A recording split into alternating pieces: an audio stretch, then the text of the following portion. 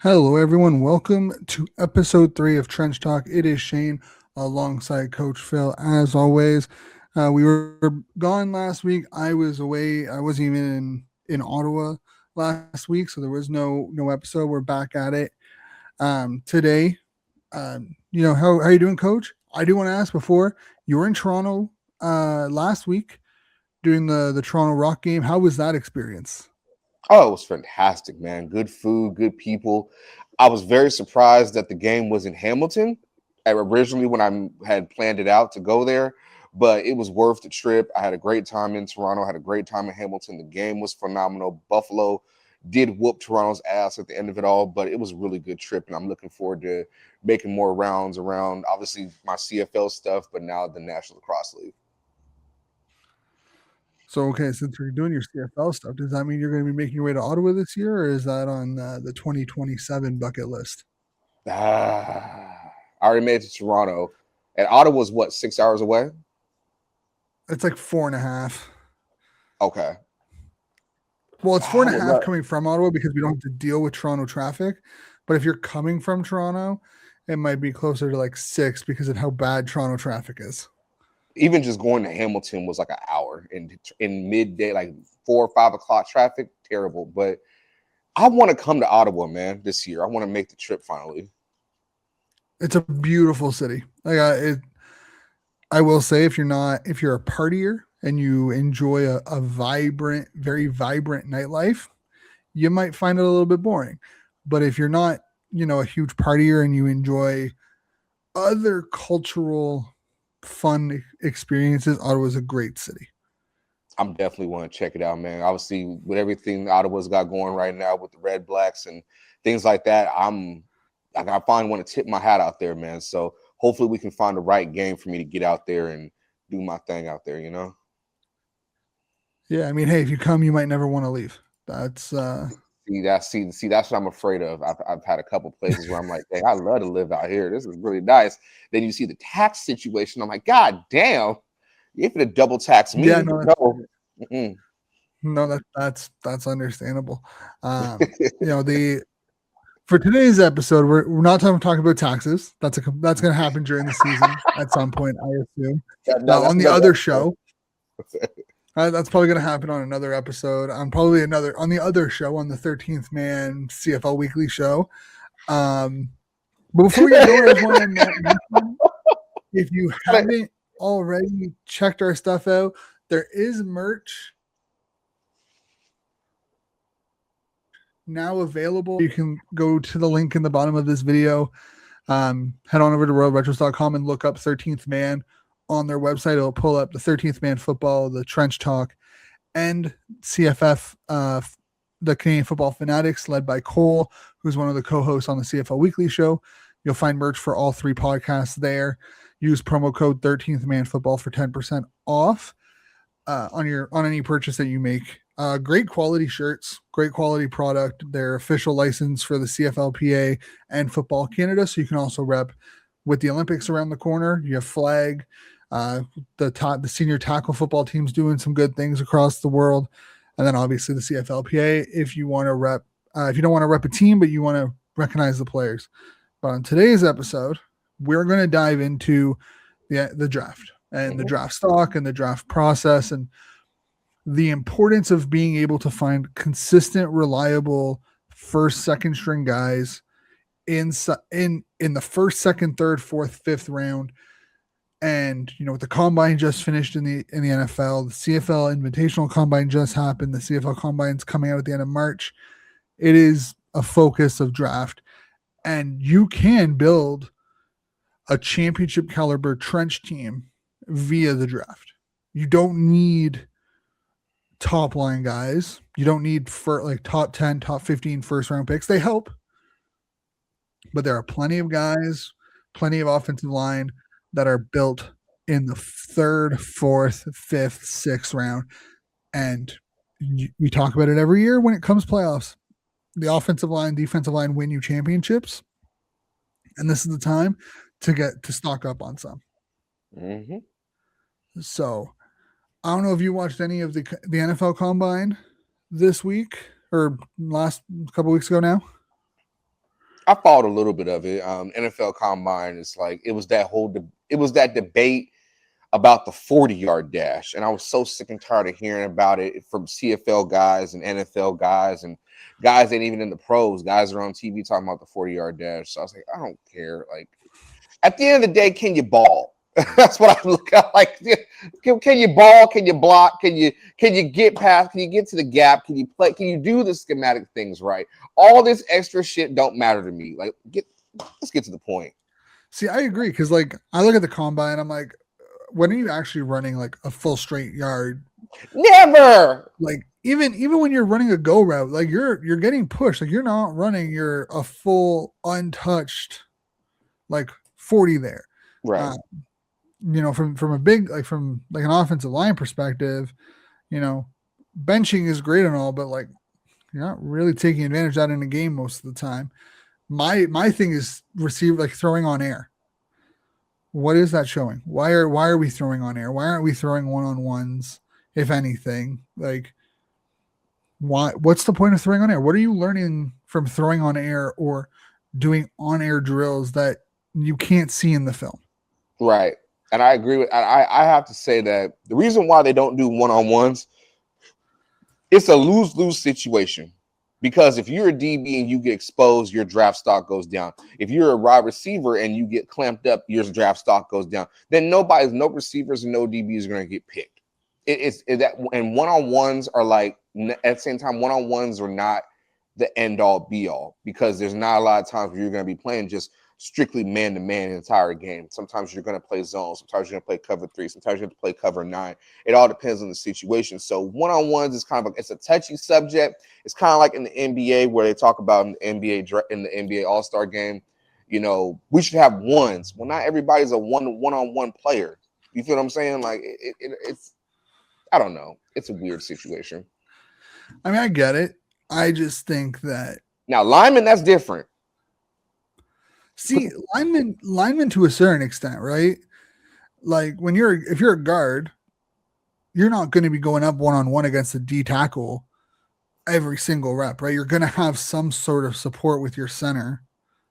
So going one-on-one isn't a true, I mean, it gives a little bit of indication of your footwork. In my opinion, the way I look at one-on-ones is your footwork and your hand placement and your leverage.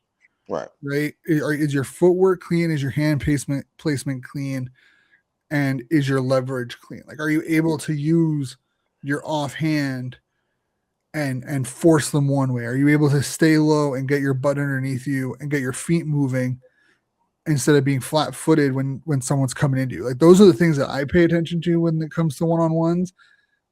I feel like the clip farming has started to promote so many bad reps because it's a pancake or it's a big block, even though fundamentally you're going to get destroyed by anyone with any amount of like IQ to how their own body works. Mm-hmm. So that's my issue with the one-on-ones. I feel like it can, again, like the receivers and DBs, it can water it down to some degree. Yeah, I mean, there's benefits to it, but there's also like the red flags, especially for D linemen. Like when I look at D linemen and they're doing like when we do off-season workouts and then we go into training camp, I look at it as a time to see like where they at fundamentally. Without the fundamentals, you're nothing. So I'm looking at your stance. I'm looking at where your foot is. I'm looking at if you got the right foot back, whichever side of the ball. If you're on the left side, you got the right foot forward, left foot back. If you're on the right side, you got the left foot forward, right foot back. Like, and where's your hand? Do you have your hand in the ground, or it all depends? Like, what's the little things? And I don't think the combine gives it's more of a showcase rather than and how you look and how your measurables, rather than, okay, I like that he has this, he does this, he does this, and does this right. It's very rare that there's coaches that focus on that now. You got these scouts that are focused on, well, how did he do on the Wonderlic? And he looks crazy when he answers questions. Look at the way they did Makai Lemon. Like, he got bad information on how to do interviews. Like, it's a damn what is it? It's a Victoria's Secret runway show now. It's ridiculous. I will say the fact that they put the offensive lineman on their own day on this Sunday, and nobody was there. I was so mad. And I like knew, I knew, I thought about you. I was going to text you. I did make a tweet, and like it's not a shot to any of the media. Like I get it. You're not going to stay there for 6-7 days just to talk to the lineman. I understand that you guys have other parts of your job that you have to do. Mm-hmm. This is a scheduling issue, and this is more directed to the NFL. But it also falls back on the media and how little support and little appreciation that the media gives to linemen, right? Like there's not enough want, there's not enough desire, there's not enough appreciation towards the offensive linemen that the NFL has no reason not to just throw them in at the end of the week and be like, we need to do it because we have to do it, but like no one really cares. But bro, here's the thing, and I hate to give you guys your flowers unless it's necessary, but you guys are the same way we are on the D line. We are the heartbeat. We are what without us, your pretty boys and your million trillionaire ass players are not going to be successful. So you need and I feel like honestly, there's been so many O-line draft busts that I don't think the media wants to invest into O linemen. That's sad because there's hella great offensive linemen that have personality that come ready to play and they don't really get the love they deserve. So I'm gonna give y'all credit. Y'all some bad motherfuckers. Hey man, Will Campbell's a prime example of a guy getting ripped by media who have no idea what they're talking about. Exactly. Like you're 22. I'm not going to rehash that, but like offensive lineman it's a different breed. It's a different game. The fact that like we talk about it year in and year, it's always a conversation at the most critical points of the season. And when it comes down to building a team, and like I remember on draft night when the Detroit Lions drafted Penei Sewell. Mm-hmm. In like top, like I think it was like a top 5 pick if I remember correctly. Yeah, he was top 5. People were like, "Why are you drafting him? Why are you drafting a right tackle at number 5? What's the point of drafting a right tackle at number 5?" He is now arguably the best right tackle in the league. And I remember there was the same conversation when like Tristan Wirf and like Joe Alt were drafted in like the top 10. It's like we talk about it all the time about it being a position of need and being this like you live by you die without a good offensive line. And then every time a team does something to promote an offensive lineman or speaks highly of one, it's like, oh, you're crazy. They're not, you have other positional needs that need to be taken into account. You know why? And it does frustrate me a little bit because we are at the end of the day, O-line and D linemen, we don't like each other, but it's a mutual respect. Like, hey, I'm not gonna get the respect I deserve. You don't get the respect you deserve, but fuck it, I think because offensive linemen, they really don't have any stats. It's not, like I said, it's not a sexy position, but it's the most dependable and most important positions on the field. And with O linemen, you talk about, you have your Joe Thomases, you have your successful O linemen, but then you have your failures too. And a lot of times it's hard to evaluate linemen at times if you don't know what you're looking for, especially if you're going through head coaches and offensive coordinators and you change your O-line coaches every 2-3 years. You don't get to build that chemistry because, as you said, O-line is different. You got to have chemistry with the guys that you're on the line with. Because if I go down, I'm on left guard, and I go down, and you're the right guard, you might have to go over and play left guard. We got to put somebody else there. You have to be in sync with each other. And it's a very hard, the offensive line is a hard group to either evaluate because you could bomb very badly with an offense, especially if it's a left tackle. But you look at Penei Sewell. Penei Sewell is obviously one of the most athletic right tackles in all the NFL. That motherfucker can run the ball. He can do whatever you need him to do. He's a monster. He's a juggernaut. But it's hard to evaluate offensive linemen at times. And I'm not going to give organizations the blame and be like, oh, but it's tough, especially having developed a whole group of them. You got to hit it on the head with that one, man. Yeah, I mean, I remember when I'm not a huge Jerry Jones fan. Neither am I. I don't think he's that great of a GM. But when he decided in like the beginning, like the end of the Tony Romo era, the beginning of the Dak Prescott era, and he's like, I'm going to build an offensive lineman. We'll go after like Martin and like build a basically a 5-starter all pro offensive line. Mm-hmm. And we're going to win this way. And it worked until they started to get hurt. Well, because you can only bring so many offensive linemen with you on the field. If you're going to hit on the top 5 of them, you better be able to get at least B or C when it comes to the depth. That's hard. Yeah, I think it was one year where they had like 4 all pros. Mm-hmm. And then like 2 years later, they were basically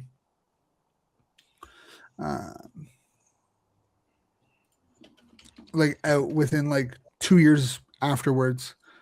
Because they had Smith, they had Martin, they had a unit. I just can't remember their name. It's been so long. But like Zach Martin and like he was one of like they also had Frederick. Yeah, Frederick. Yeah, there you go. There was one more. That boy from LSU. I can't remember his name. Oh my God! I think 2017 from LSU. He was bad motherfucker too. Collins. Leo Collins. Was it Leo Collins? Yeah, Leo Collins. So, yeah, but that offensive line, you got to draft guys that fit your system, but you also got to draft guys that are going to be agile, guys that can get their keys right, the little things that make offensive linemen what they are. And it's hard, man. It's very hard to find because there's a lot of offensive linemen that are pretty fucking dumb, and you know that for a fact. Yeah. What was that movie? Longest Yard. A bunch of turleys. If they weren't playing football, they probably wouldn't be in school. But big dummies. But motherfuckers are athletic and can actually block somebody. So it's like, but can you talk football? Do you know what you're doing? I block. That's it. It's fucking terrible.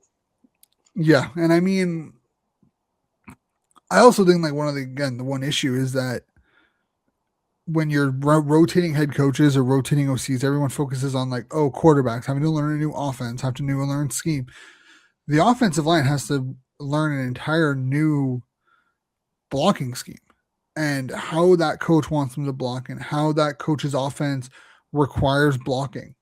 And I think it's one thing that you notice a lot of with like veteran offensive linemen versus like spring chicken offensive linemen who are in their like second, third, fourth year, who are on their second or third OC, where those are the guys that struggle because they have to relearn a playbook every year and they're learning new terminology. They're learning new, responsibilities sometimes. And they're learning how like a whole new, being a RPO style offense for an offensive lineman is a lot harder to adjust to than being a, shotgun gunslinger offense. And I think that's, one style of offense that really hurts offensive linemen.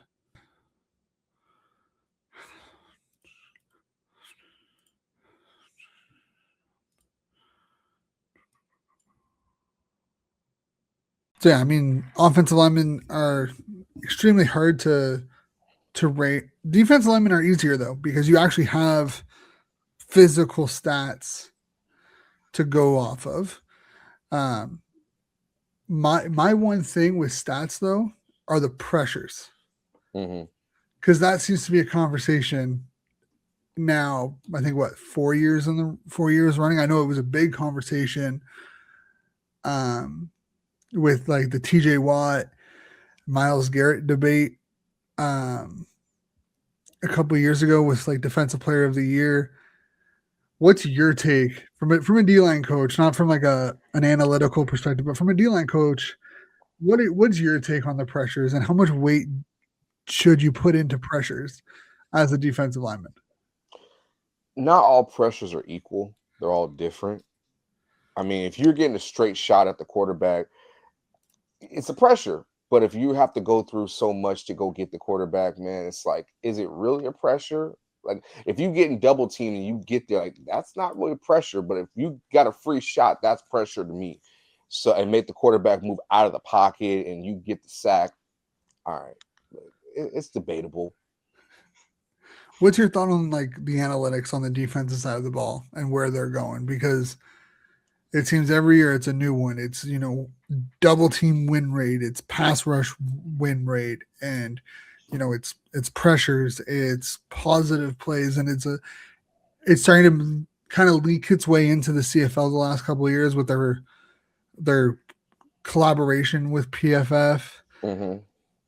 Again, there's offensive metrics and offensive line metrics, but they're not nearly as talked about as defensive pressure or defensive analytics. Yeah, I think You I know, think I think with the analytical side, I think we've seen a lot of it benefit offense. Now I think it's the first time where we're actually seeing it benefit defense.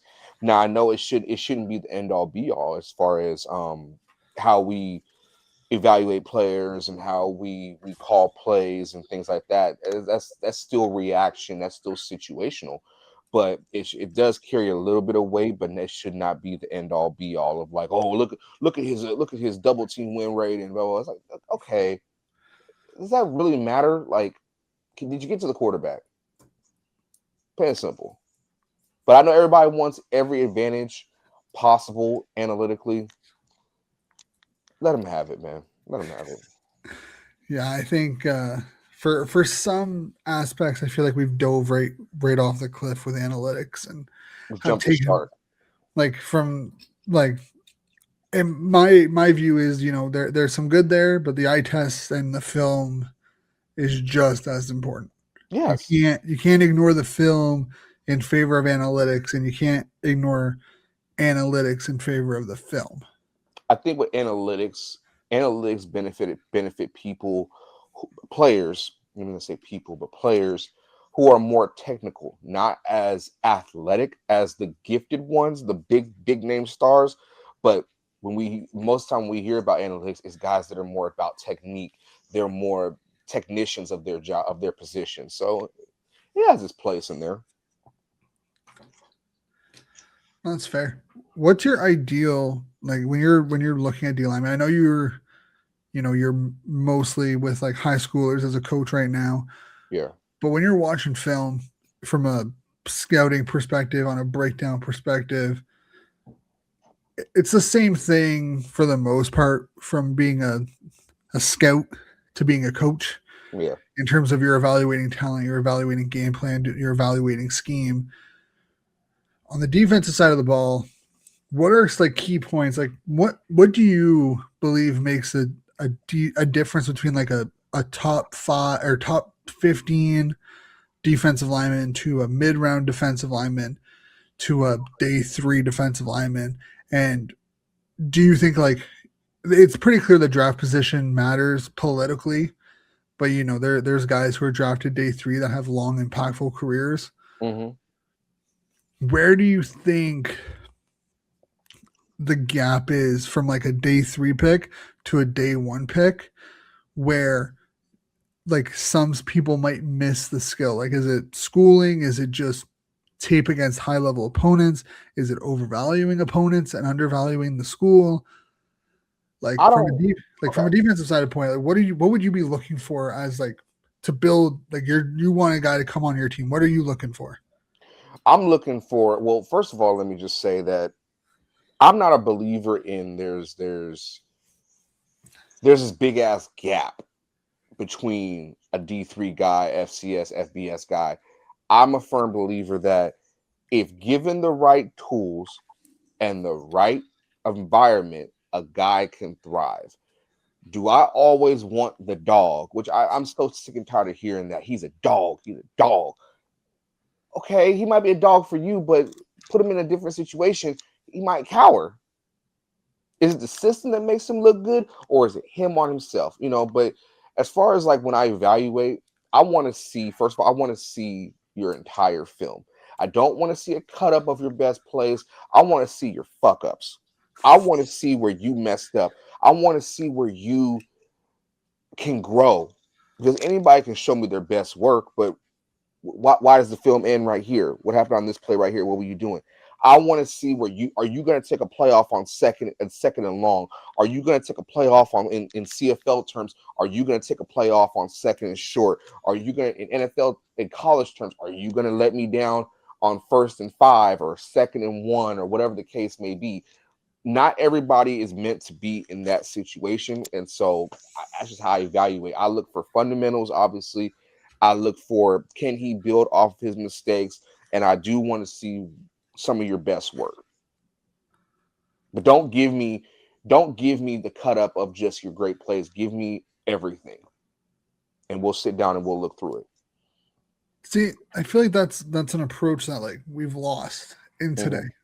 It's always like the highlights. It's the click, like it's the clip farming and whatnot on social media, where it's like, hey, here's my best like 10 plays from this year.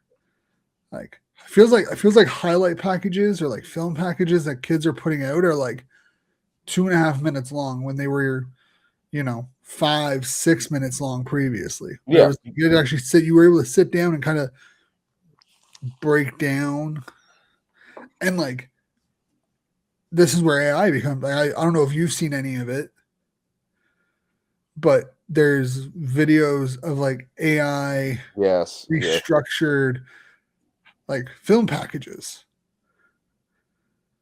and I'm like, that's terrifying.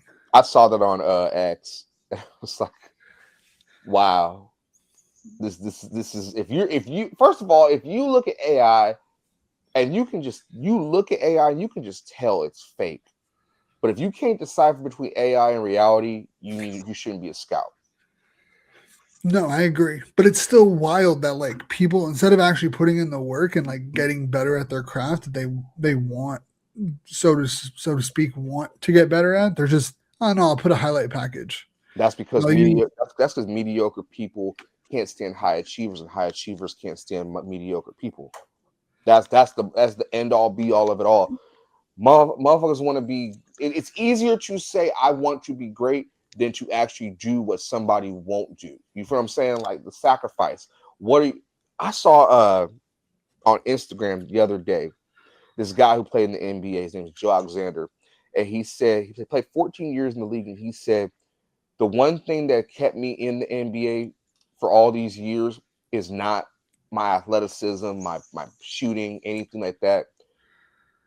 I was delusional. And you have to be and you have to be delusional to become great. And I agree with him on that, because you have to be insane to believe that I'm gonna make it as an offensive lineman in the NFL, because nobody want to play offensive line. But if you play a defensive lineman or a quarterback, whatever the case, but you have to have that mental makeup to be that. And if you don't have that, I don't want you on my team. I don't need that. No, you know what? That's fair. I feel like the difference between being good and being great is not even like a jump between one ladder to another. It is a climb and a hard dedicated work. It's the countless hours put on without the cameras in front. And I think that's why we see so many guys who are first round talents that don't live up to the hype, and so many undervalued picks or undervalued players who come in and they're like, where did this guy come from? This guy was like, a steal in the 3rd round. That's like the work, like the adversity, because most of these guys face adversity at some point during their college career. I think adversity is a huge indicator on where a player can be and where their ceiling truly is. Like what happens, because at some point, doesn't matter how good you are, at some point skill hits a ceiling. Like skill is Exactly. no longer good enough to get Talent, you where you need to go. talent and skill only get you so far. You have to have that work ethic that I'm gonna get cut tomorrow. I'm gonna do everything in my power not to get cut. Even if you have the Josh Allen contract or the Lamar Jackson contract, you still gotta have that work ethic. That's it. And honestly, to tell you the truth, the problem with football now and just sports in general, the business has leaked into the actual work that we do, if that makes sense. Everybody want a bag. This new generation is about business rather, or the come up, as we like to say here back in the States, the come up. Everybody's coming from different situations, and I'm not mad at you. Get your bag, but don't let the bag cloud the fact that you still got to work for this. That's what's frustrating to me. Everybody wants an NIL deal. There are kids in middle school and high school. I think we talked about this on the show once. The kids on the other show with the fellas, kids are getting NIL deals in middle school, or they're doing like LeBron and announcing, I'm taking my talents to such and so prep academy and blah blah blah. Like, what the really? Yeah, I don't. NIL in the States has gone so far. Mm-hmm. Like I'm hearing stories of these like 13, 14-year-olds getting paid like $1,500, $1,200, $1,300 to go to a high school. Yeah. I'm like, bro, what? That was happening under wraps. Before NIL was okay to have. Now the high schools have to find a way to neutralize it or to make it you can get it, but there has to be parameters around it. And I'm not saying stifle kids and not let them get paid for what they do, but come on now, it's getting out of pocket. It's amateur sports. At what point do amateur sports not exist?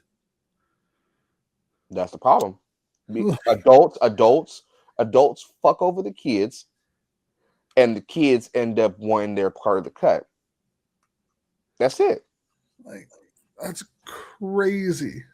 It starts with us as adults. Instead of doing these kids so dirty, and I hate this. I hate to say this, but I played AAU growing up, and as a kid, I thought, man, this is going to be great when I do this as an adult. But once you get older, like once you get to like your sophomore, junior, senior year of high school, like, bro, I don't want to do this. I don't like this. Not saying me, but I've seen guys literally give up because they just want to be teenagers. It's not fit for everybody. It's not. There's a lot of dudes that stayed around because they enjoyed the lifestyle, the traveling, the knocking on the honeys and all that. It's what the lifestyle. There's a lot of kids that are playing sports now that enjoy the lifestyle more than the work that they're actually doing. Yeah, I the culture difference between the States and Canada when it comes to like high school and youth sports Mm-hmm. is crazy right now. Yeah, and that's why you see a lot of like the development is different. We see the arguments all the time about how Canadian players are developed compared to guys in the States.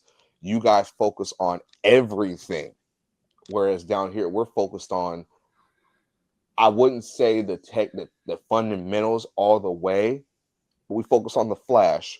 We focus on the fancy. We focus on the footwork. All this shit is going to get us paid.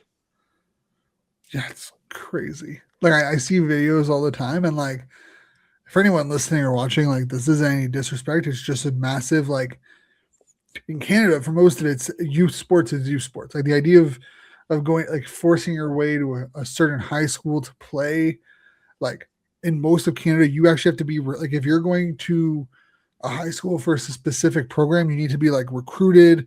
You need like approval. There's like a 5-step plan, like 5 steps that need to be approved before you even can get approved. Really, like when I was in school, like I wanted to go to a high school that was probably like a 30-minute bus ride from me, Mm-hmm. and they're like, football isn't enough reason to go. They're like, sorry, man, like the school near you has everything that school has. Yeah.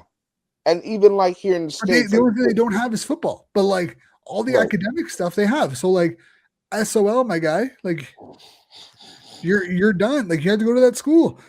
I'm like, but I don't want to go to that school. I want to go play football. Like I want to play. Like I want to get more film. But I want to. So I want to go to this school. Like nah, you're good.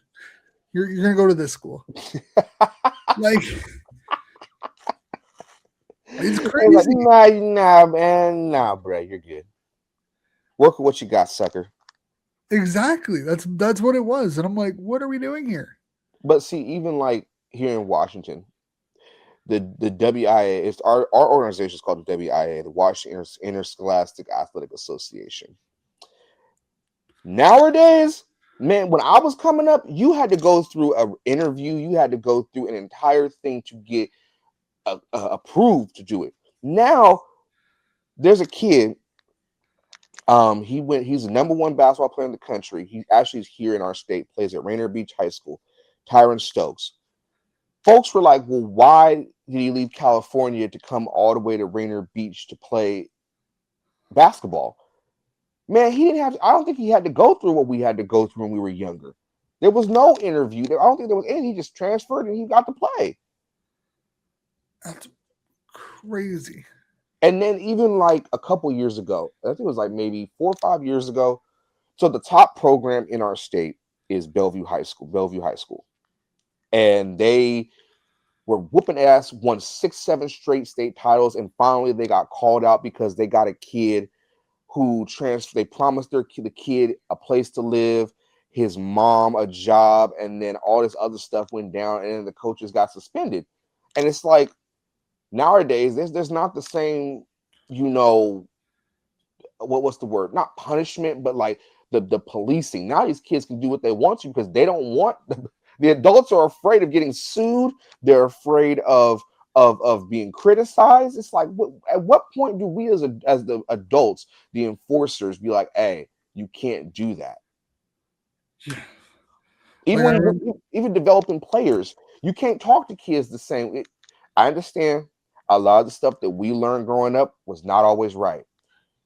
But at some point, you got to be able to discipline a kid and be like, hey, or critique them. You can't critique these kids no more. yeah, I mean, I heard what happened with like Teddy Bridgewater Yeah. down in Florida. Like that would be totally acceptable up here.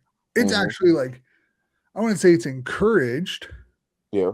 Right? Like schools aren't saying, oh, you should be spending your money, but like teachers are actually like, if you have a teacher or a coach that cares about a sports program or even any program, and they're willing to invest their own money to better the kids in that program at that time, they're applauded for it. Like we have like a national teacher award and like a national like high school coach award that basically recognizes what these teachers and coaches do on a day-to-day, year-to-year basis. And the idea of like Teddy Bridgewater being suspended because he himself paid out of pocket to better his team, crazy. See, that's because you got states like Florida, you got states like Texas, you got these states in California who do have an advantage because they get the donors, they have the big money, they the people that can invest into the program. But just because you invest all this money doesn't mean you're going to get the best team. You feel what I'm saying? Like you could have the night Bishop Gorman in goddamn Florida, in Nevada. They got money up the wazoo, and it's like they win every single day. But at the end of the day, it's like, at what point do we as adults remember these kids are amateurs?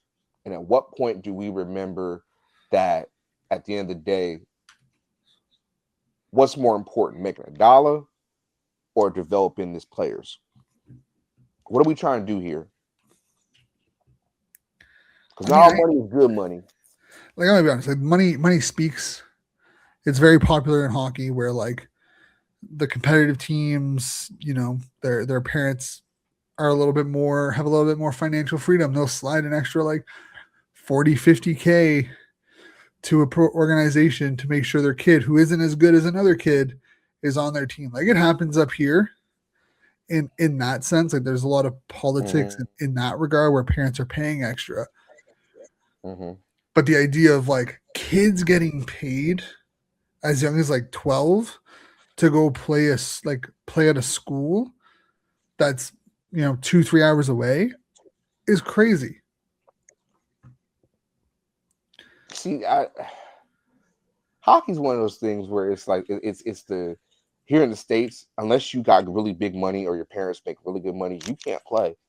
It's sad. It's really sad. It's expensive. Everything is expensive now. Even in basketball, they used to say that basketball was the trench baby game, where the kids from the trenches, they would play and they would try to make it out there. Well, now you got kids who their parents were former athletes and they get the best training, they get all this and all that, and they're nepo babies and they get to go play in the best schools. The horror stories that I've heard out of the States around AAU basketball, it's crazy. Like at what point are these even close to beneficial for the kids, for the parents, for the coaches? Like, it's a touchy subject. It's very touchy, but folks don't want to have those conversations because they don't want to ruffle feathers. And it's like, at what point do we, as the adults, take back the reins and be like, "Hey, you're still a kid.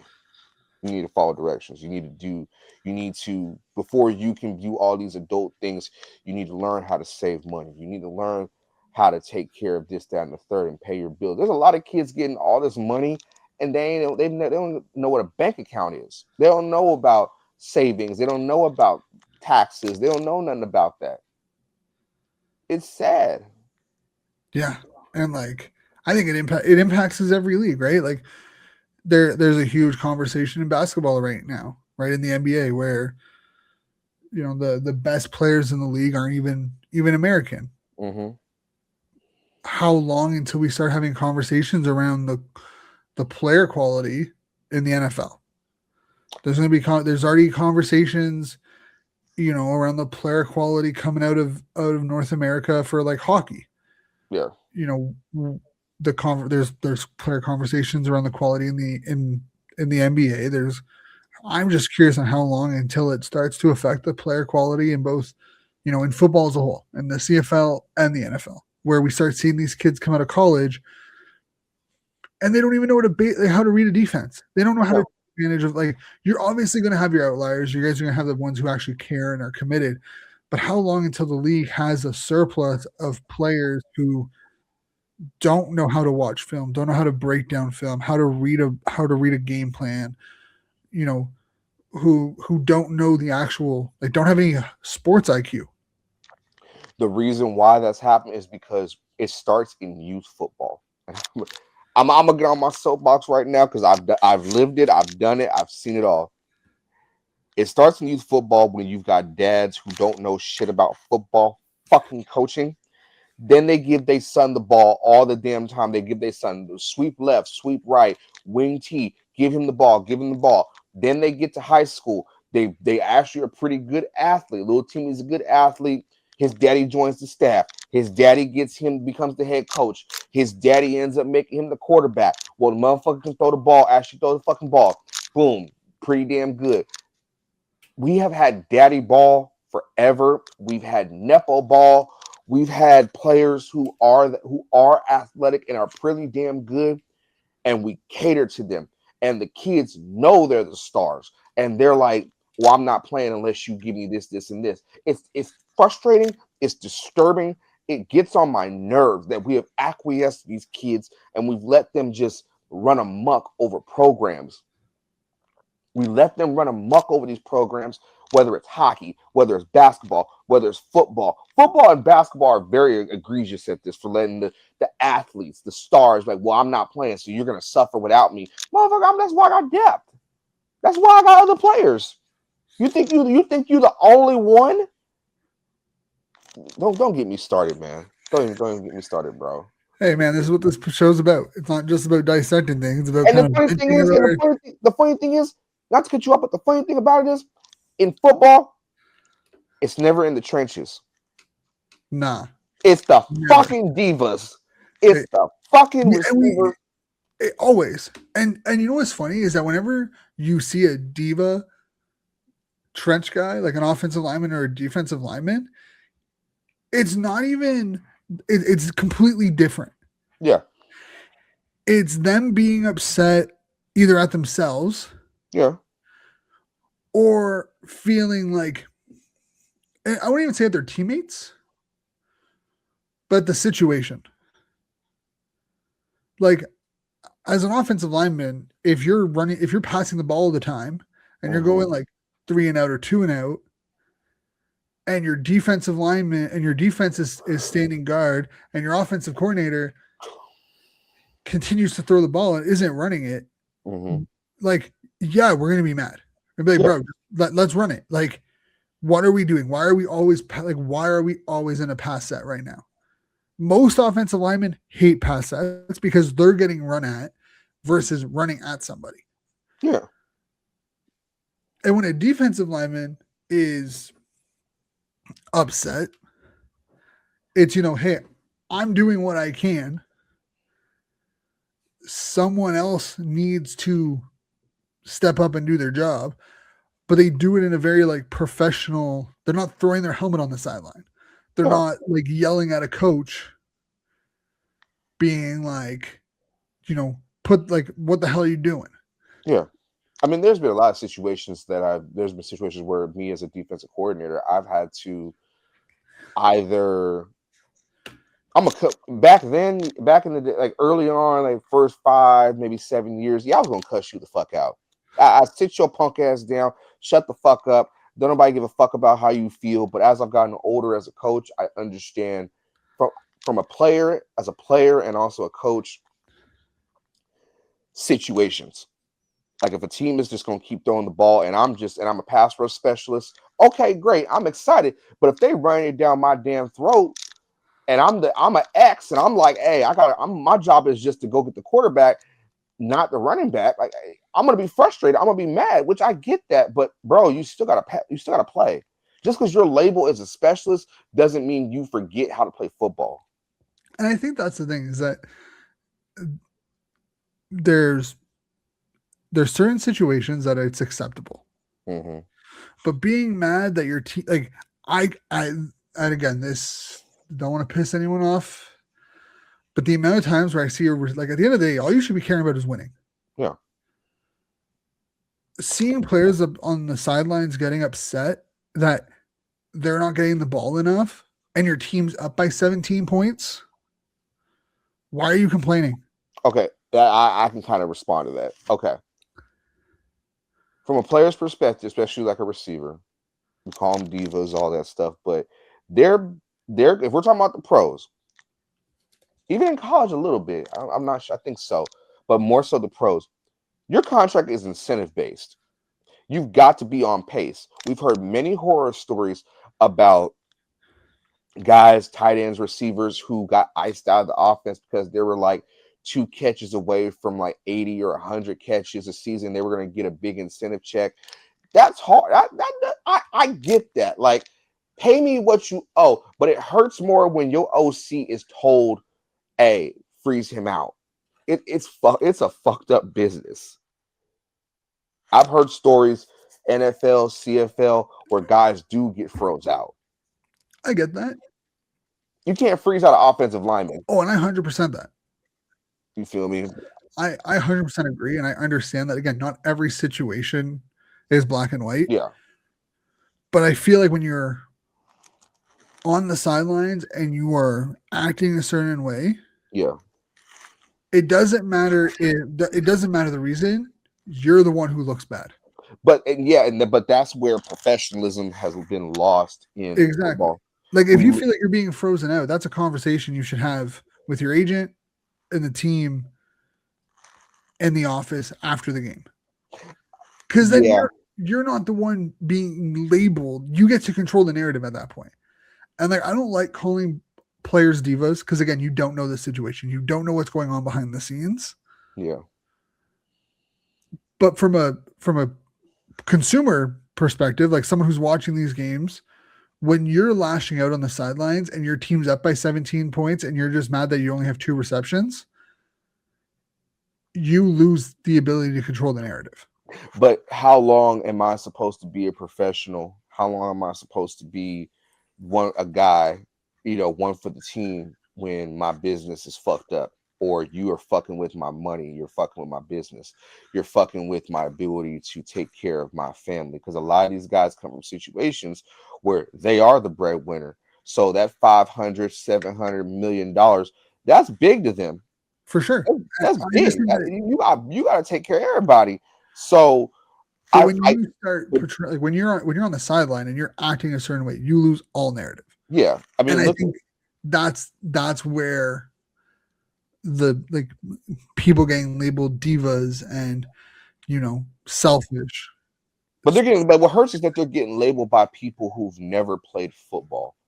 Or it only hurt. I've talked to a few guys and like it hurts when it comes from people that it doesn't really hurt when people that have never played have done it. It hurts when people that have played say that. Yeah. Like you know this game. You know like what the ins and outs of it. And it's a dirty ass business, but what can you do? Like, I mean, I think prime example of someone being, losing the narrative for a little while when he was playing was Taylor Lewan, who was Titans O lineman. Yeah. Right, where he would get what happened to him. So emotional during games that he would like lash out. Right, he had troubles like controlling his temper, and he would take stupid penalties. He would get into fights, and then it allowed the media to turn it into, and it also allowed teams and people who didn't get along with him to turn it into, hey, he's a problem. Yeah. Right, and I think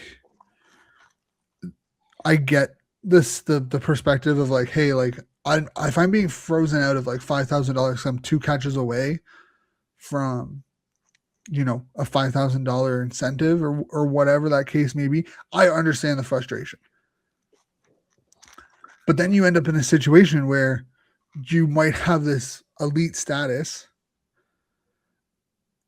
but you have a short leash. Yeah. Right? I mean, I think Stefon Diggs is a prime example of that. Yeah. Right now, as like a current player, I think Deron Carter, former CFLer, prime example of someone who, from the outside in, allowed this narrative to be created for him by the way he acted. I hear so much about the Deron Carter situation, and it was amazing. I know his daddy's Chris Carter, and it's like he had an ego on him. And you know what? He backed it up. Yeah, I've seen some highlights. It's like, God damn. He called out Bo Levi, and then literally he was with Saskatchewan because he played both sides when he was with Chris Jones. That was a whole saga. That was funny. But he called out Bo Levi Mitchell and then took him to the end zone on a pick 6 the following week. That's some Richard Sherman shit. Like, as much as Deron Carter had this I want to say arrogance for lack of a better word, but he had confidence and he knew how good he was. Right. And he bragged, he talked about it, and people didn't like it. And and I think this is where I have an issue with the CFL, because there's plenty of players in the CFL that I wouldn't say got blackballed, but definitely got kind of pushed down because they talked a lot. Because they see in I could say a whole bunch right now, but I'm gonna keep my mouth shut because I want to keep, okay, let me should I say it, bro? Yeah, I mean, go for it. I can always edit it out. Okay. What pisses me off sometimes is that the fans want you to stay humble. They want you to it's okay. It's okay for them to celebrate and be crazy and be loud. But as a player, you got to be humble. You got to represent the Canadian way. You can't be brash, you can't be this, you can't be that. They don't want you to Americanize their beautiful game. And I get that. But who on the field is fucking playing? Americans. Yeah. There's also there's the second side of it where there's certain players who talk a lot, but then can't handle it when they fall short. Right. And you see a lot of times players. One thing I know, I talk trash. I talk a lot of shit, a lot of trash, as you know. But if you get me, all right, bro, you got me. But we're gonna play again. Like it's part of the game. Yeah. A lot of guys that play, they can't handle that because it's easy to dish it, but it ain't no fun when the rabbit got the gun. You feel what I'm saying? Like it's tough for them to accept that somebody beat them on this day. That's why they say any given Sunday. Yeah. CFL terms, any given Thursday, Friday, Saturday, or Sunday or Monday. Yeah. Any given day, game day, right? Like shit, we can play on a fucking Wednesday. You never fucking know. Like, and I think this is where it's like there are some players who you can be confident in yourself, right? But you got to watch what you say. Yeah. And the CFL had a reputation, and I think it still somewhat does, depending on who's in head offices and who you ask, where they just want you to shut up and play ball. And you know what's offensive about that, bro? And I'm going to cut you off, but you know what a lot of people don't realize? Low-key racist. Because here in the States, that whole shut up and dribble, you're basically telling a lot of guys that come to Canada are black. And so you're basically telling them, I'm gonna hate to say this, but I'm gonna say it, shut up, nigger, and catch the ball. Like, that's fucked up. Like, why I can't voice my opinion? Like, I can't have fun. I can't show love. I can't. It's frustrating. And I'm not. And I will be very honest. I think there's a very small minority now within the CFL community and the CFL higher ups that have that mentality. But it was very clear in like the late 2010s, the early 2010s, or the late 2000s, early 2010s into the mid 2010s, where there was a serious problem that some management teams did not like how certain players portrayed themselves. Oh yeah. And I think in the NFL it's the same way. But I think with the CFL being so like smaller comparatively, it gets it gets poked a lot more. But I think it's stupid. I mean, you guys, like, my opinion is you guys are playing a game, you're having fun. Trash talking, man, if you're and like, I'll use his name just because he's on the top of my mind, Eugene Lewis. Gino. Go ahead, talk all the shit you want. You've had multiple 1,000-yard receiving seasons, one of the best end zone threats in the league at this time. If you want to talk your shit and be like, this is what I do, this is what I do well, this is who I am, go right ahead. My issue is that there's some players who come up here, talk a lot of shit, and don't back it up, and then when they get called on it, they backpedal and they throw it back on the fans. And I think it's like, if you're gonna dish it, you got to be able to take it, and if you can't take it, don't talk. I mean, me and him, I'm gonna give you a prime example. Well, first of all, let me just say this: as a man that has played basketball against Gino Lewis and talked a lot of trash with, Gino is one of the best shit talkers. I will give. And the funny thing is, he don't really shit talk on the field. He's shit talking everything else. So, hats off to Gino.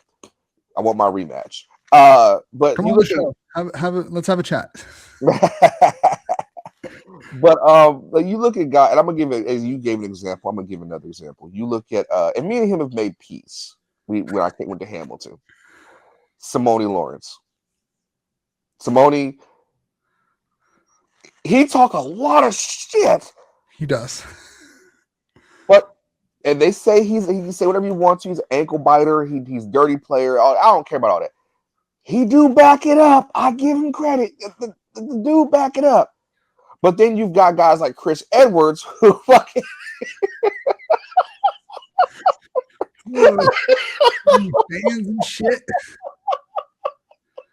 Throwing haymakers at Hamilton fans after throwing up gang signs at the against Montreal. Oh, bro. I'm sorry. It's like, dang.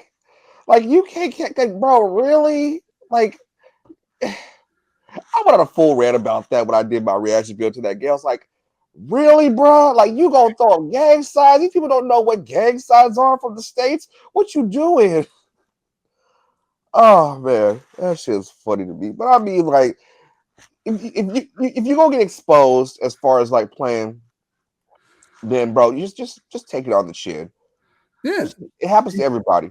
Playing against pros, right? Like even you know the best in any sport lost a couple of battles, right? Yeah. Like just take it on the chin. Like I think about it like I don't know how far back you've gone in the CFL archives. I've gone back to about 87, 86. Okay. So like Arlen Bruce. Yes. I loved him. Growing up, one of my favorite players in the league.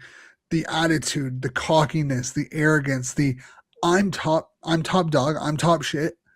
I'm gonna play like it. I'm gonna present myself like it. I loved it. Mm-hmm. But again, during a time where it was risky, it was a type of player that you didn't really you had to be very careful with in your locker room because you felt like, he'll either make it really, really good or he'll be explosive and like deteriorate it.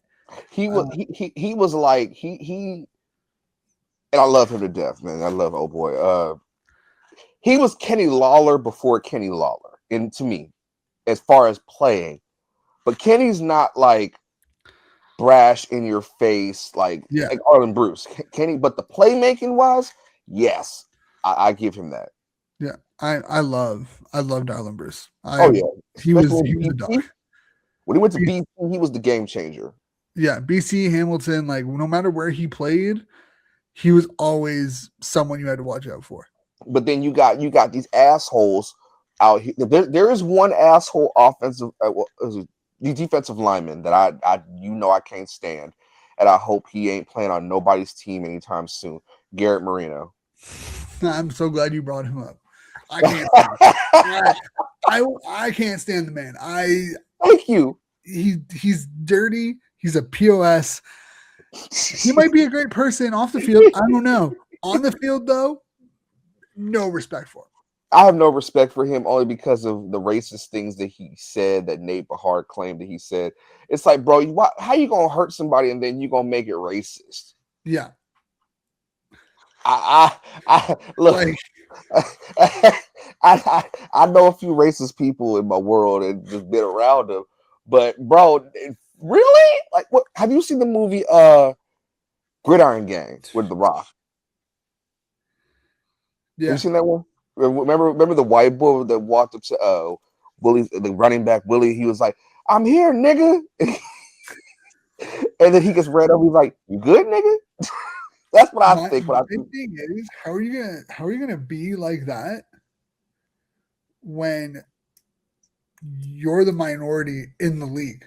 Like, thank you.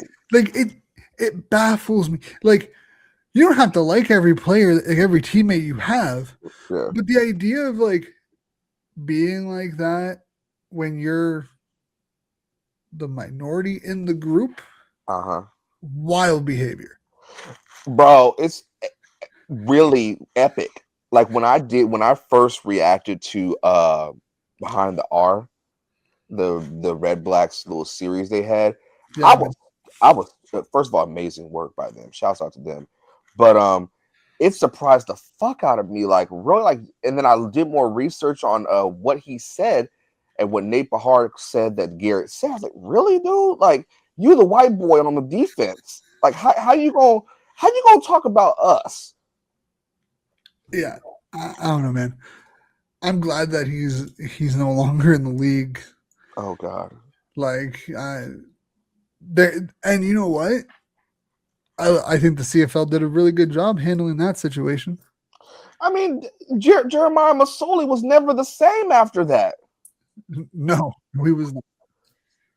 It was fucking asshole. I think, honestly, speaking about Jeremiah Mazzoli, probably the most like I would have loved to see his career without any of the injuries. Yeah, he's Not even just one. like any of them, like the non-contact injury in like 2019 or 2018, like those knee injuries. Then like what he could have been without the amount of leg injuries that he suffered. Because if you look back at that Grey Cup against Winnipeg, he was the focal. He was making plays. Yep. And this is after 2 knee surgeries. This is before the shit with Garrett Marino. Like the year, I think it was the year after he went to Ottawa and blew out his fucking knee.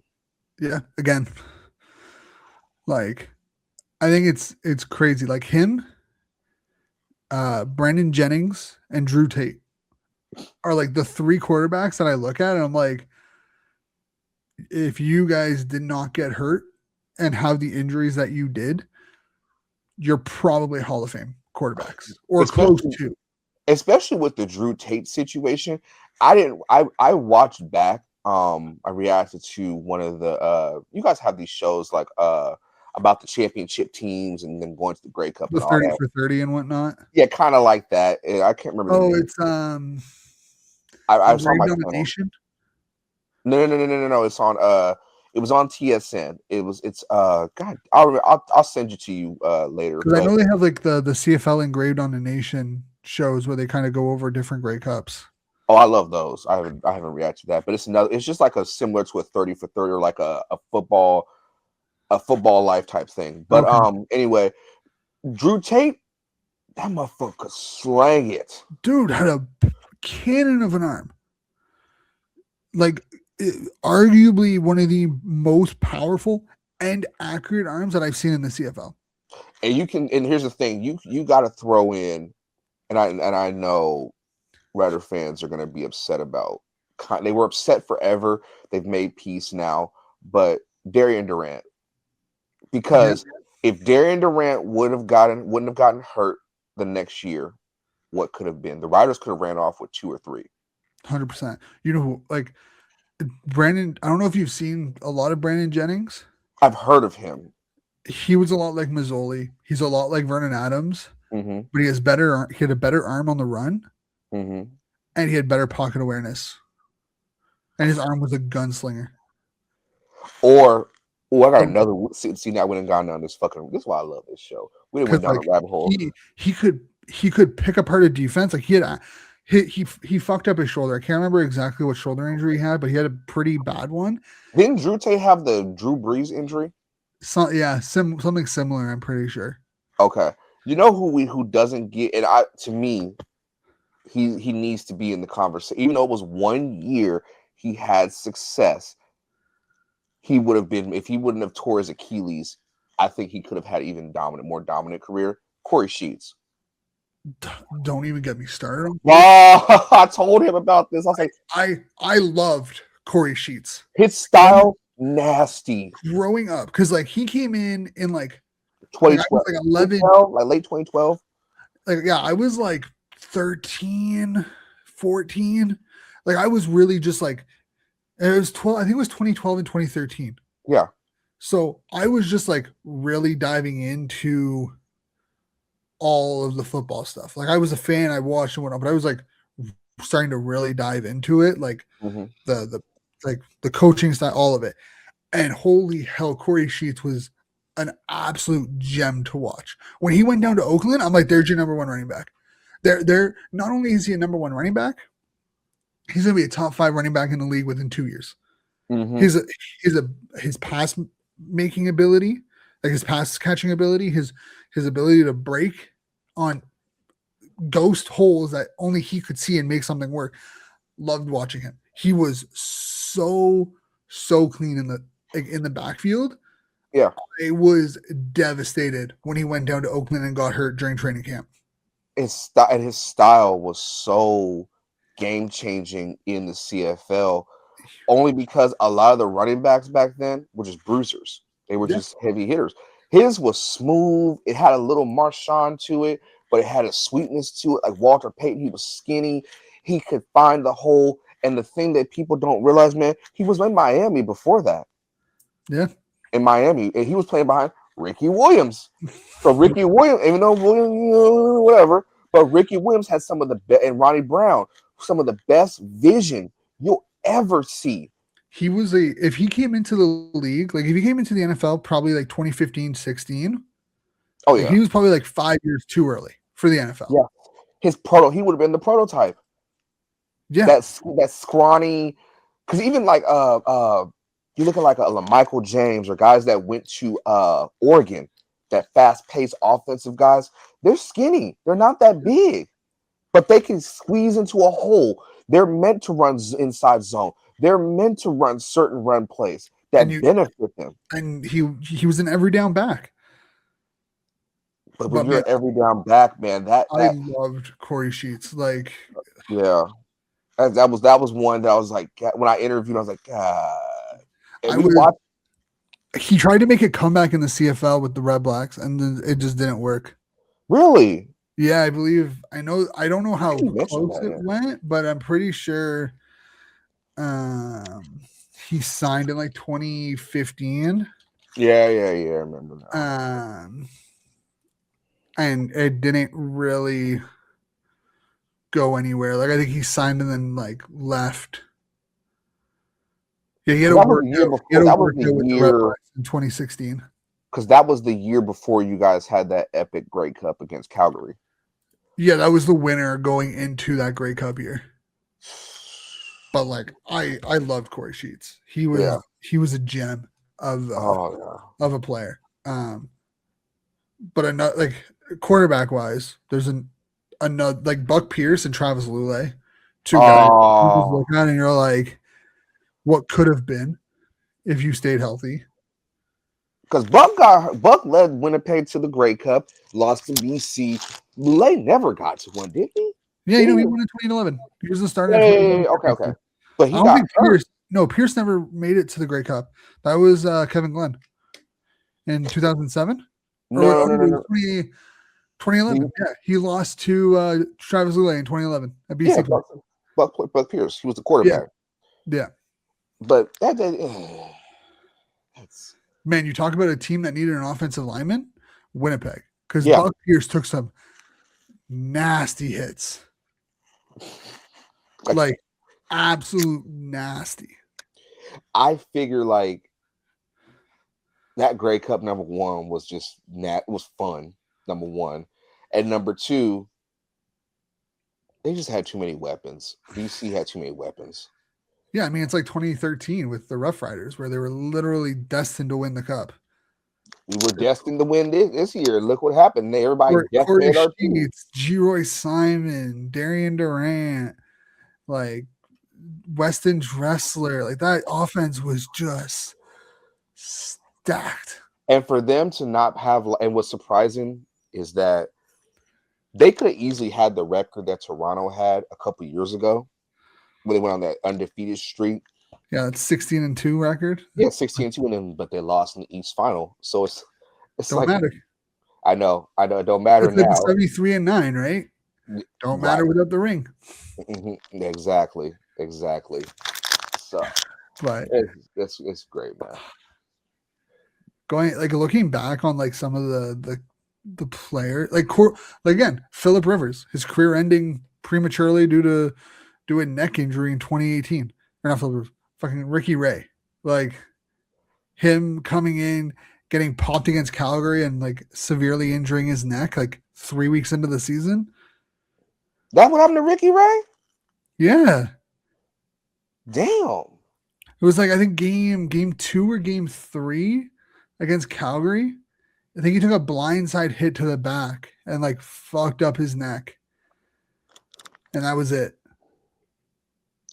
That's all she wrote.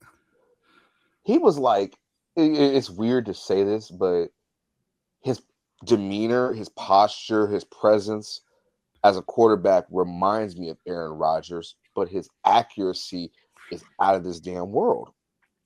Greatest CFL quarterback. Wow.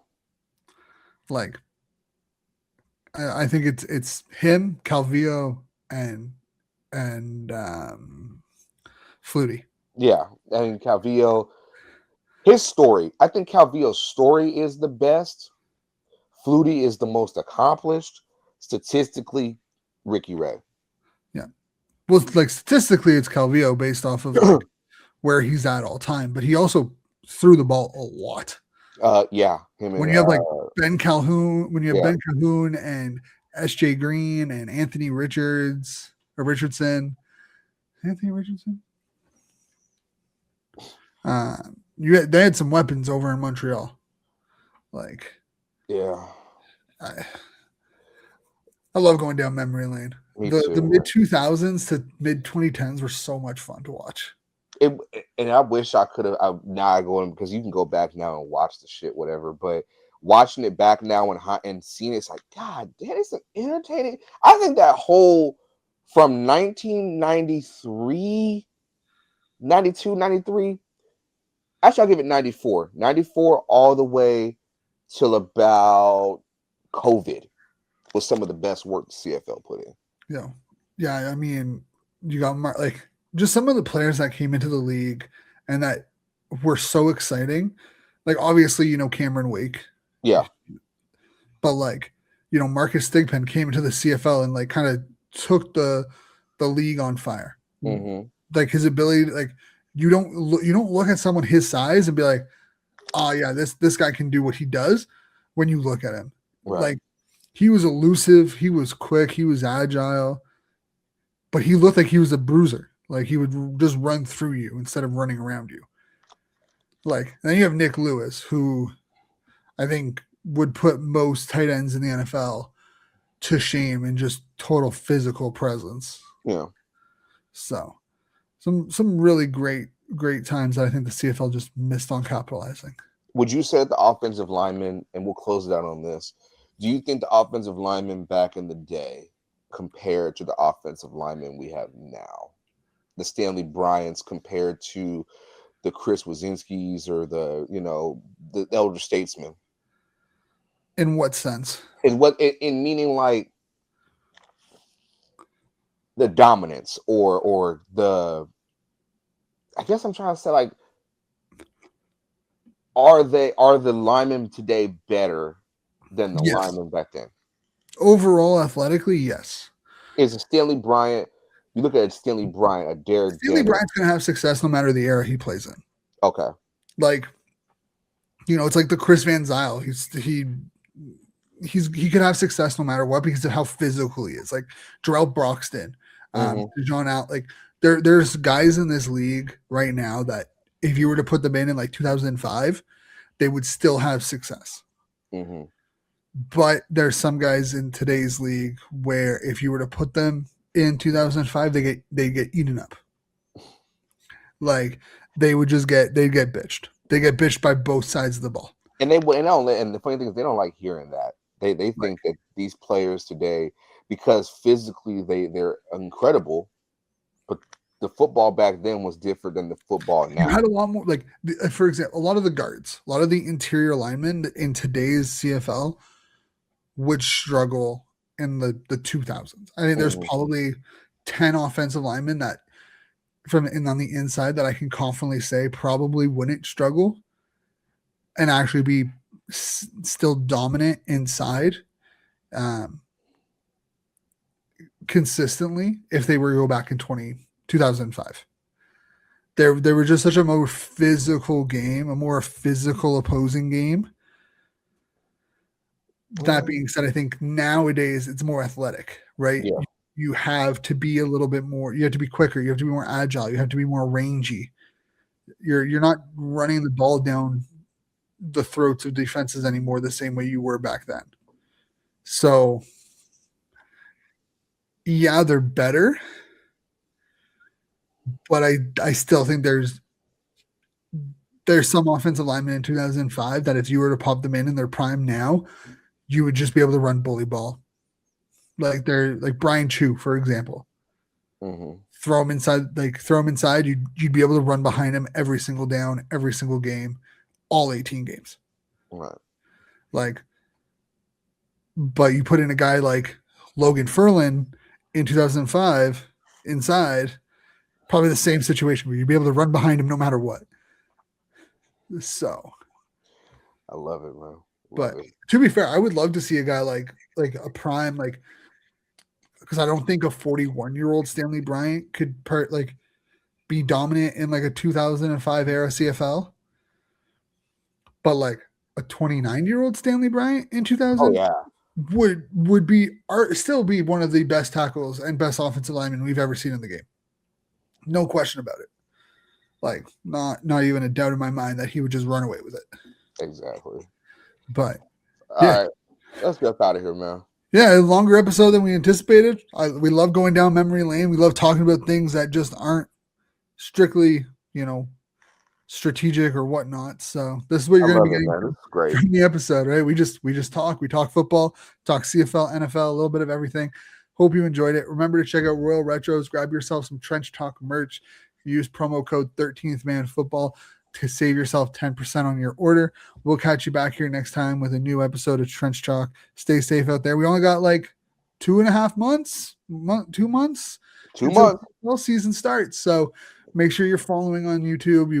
You're following on Spotify, Apple Podcasts, because we'll catch you back here with Trench Talk and the CFL Weekly Show in the next couple of weeks coming back at you. Enjoy the rest of your week. See you later. See you.